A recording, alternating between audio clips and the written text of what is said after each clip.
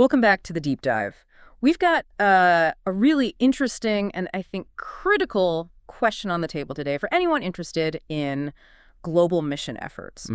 What does it actually mean for a people group to be considered engaged with the gospel message? Yeah, and this is super relevant right now, especially with that big partnership aiming to engage all Muslim peoples by 2025. Over 20 agencies involved from all over the globe. Exactly. Africa, Latin America, Asia, the West, all working towards this. But it hinges on that word, engaged. What does that look like on the ground? That's the core of it. It's not just, ticking a box that someone's heard of something. It's about the quality of that connection. Is it meaningful? Does it have potential? So today we're going to sort of unpack that. We'll look back at an early definition from Edward Dayton in '82. Right, a baseline. And then compare that with a more developed perspective from Jeff Liverman, who's got loads of experience. And Liverman's ideas are quite, specific about what makes engagement effective. Definitely. But we'll also bring in a slightly different take, maybe a counterpoint, from Jim Haney at the International Mission Board. Right, so it's not just one viewpoint. We're looking at different lenses on this really crucial step. The idea is to get clarity for you listening on how these organizations are thinking, strategizing about reaching communities who haven't really had a chance to hear their message yet. And the complexities involved, it's not simple. Not at all. Okay, so let's start back in 1982. Edward Dayton. He had these 6 stages for identifying and reaching groups. Yeah, a framework to map the process. And stage 6 is the one we care about today, engage. What did that mean for Dayton?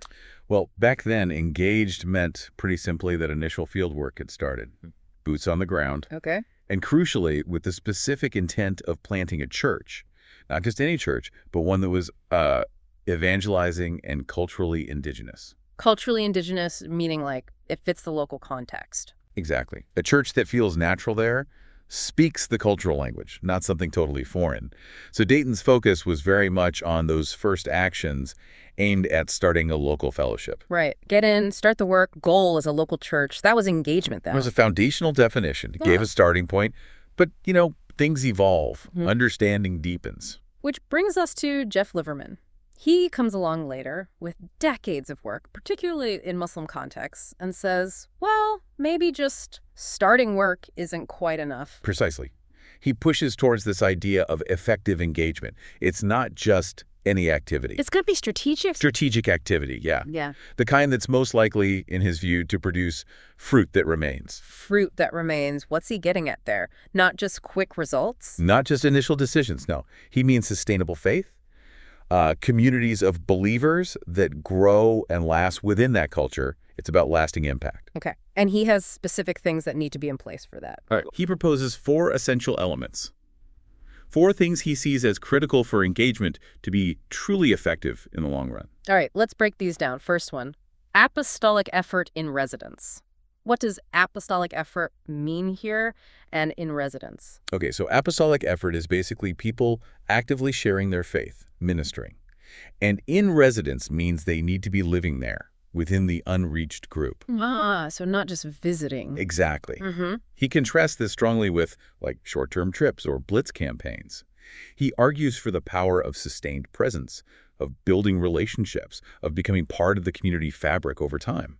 That makes intuitive sense. Being there consistently builds trust, understanding. It's about presence.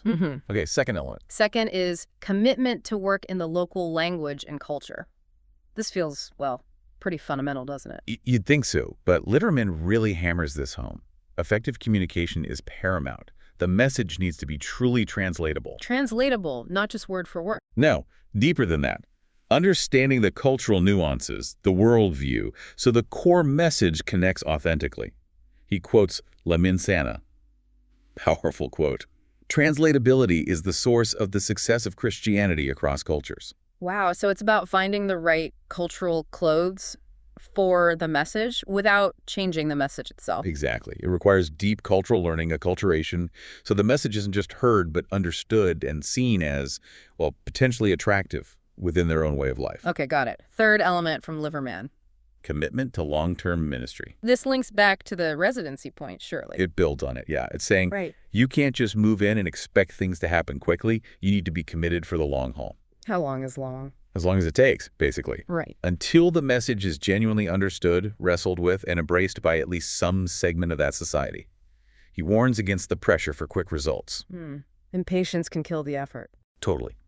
He stresses deep relationships, trust built over years, sometimes decades.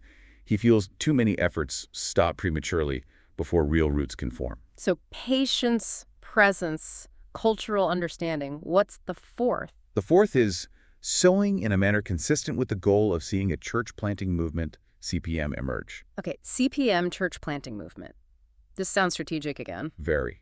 It means the methods used, the way the message is shared, everything should be geared towards sparking something that can multiply on its own. Like churches starting other churches. Exactly. Using culturally appropriate, linguistically sensitive methods that empower local believers to share and start new groups, leading to widespread indigenous growth, not dependent on outsiders forever. He mentions David Garrison. Yeah, referencing Garrison's work on CPMs and the need for wide sowing sharing broadly, not narrowly, to create the conditions for such a movement.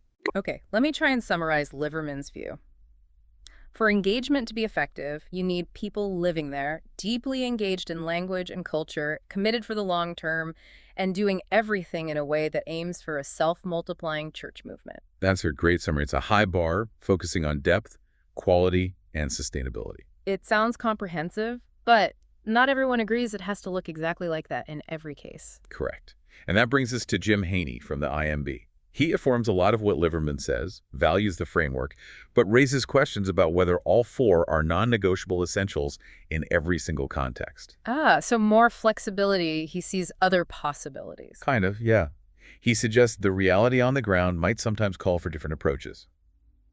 Let's revisit Liverman's 4 points through Haney's lens. Okay. First, apostolic effort in residence. Living among the people. What's Haney's thought?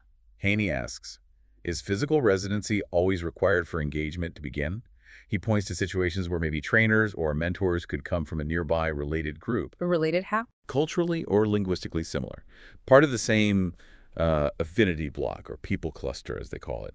These trainers might not live in the specific target group, but could effectively equip locals from nearby. So leveraging existing cultural bridges, perhaps, instead of always needing an outsider to move in long-term initially.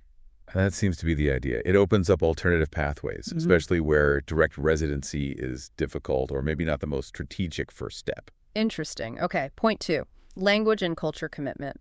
Does Haney see exceptions there too? He offers a different scenario. What if someone from the Unreached group becomes a believer while living outside their culture, maybe studying or working abroad, Okay. and then that person returns home to share their new faith with their own people in their own language and cultural context?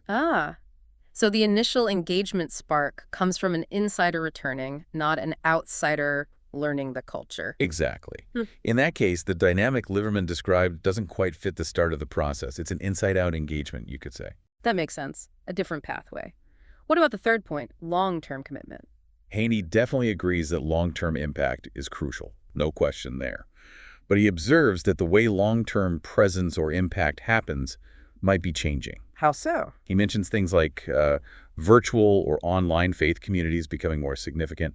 He talks about networks of churches, coordinating strategies, maybe without one specific long-term resident team in the traditional sense, or strategy coordinator roles. So technology and new models of connection might change what long-term commitment looks like on the ground.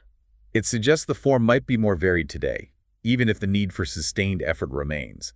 It's adapting to a changing world. Right. And finally, point 4, sowing for a church planting movement. Where does Haney stand? Here there seems to be strong agreement. Haney and the IMB have extensive experience with CPMs, and they absolutely emphasize designing strategies that lead to multiplication. So the goal is shared. Yes. He even adds a nuance about timing, finding the optimal time to really push for church planting to avoid creating unhealthy dependency early on. So very much aligned on the goal, if perhaps seeing diverse routes to get there. So Haney appreciates Liverman's framework, but introduces more, let's say, contextual flexibility. He sees potentially valid engagement scenarios that might not tick all 4 of Liverman's boxes from the outset.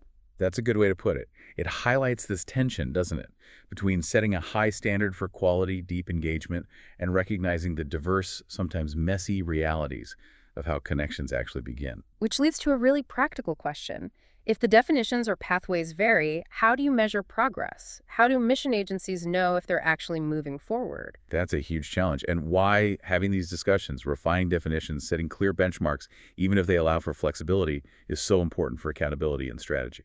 And it seems everyone agrees we need new, innovative strategies too. Oh, absolutely. Liverman himself calls for it. Using the internet, leveraging itinerant workers or teachers, people who commute into communities, finding creative ways. But it sounds like while the methods might change, the underlying principles like cultural sensitivity, aiming for sustainability, are still seen as key. Yes, adapting the how without losing the why. Mm. And the ultimate why, as Liverman points out, is focusing resources effectively on those groups who've had the least opportunity to engage with the message. It's about getting the Great Commission done at the end of the day. That's the driving force behind defining and measuring engagement. Okay, so wrapping this up, we've traced this idea of engagement from maybe a simpler starting point, just getting work initiated with the goal of a church. To a much more nuanced understanding today, Yeah. one that really interrogates the quality and the potential of that initial contact.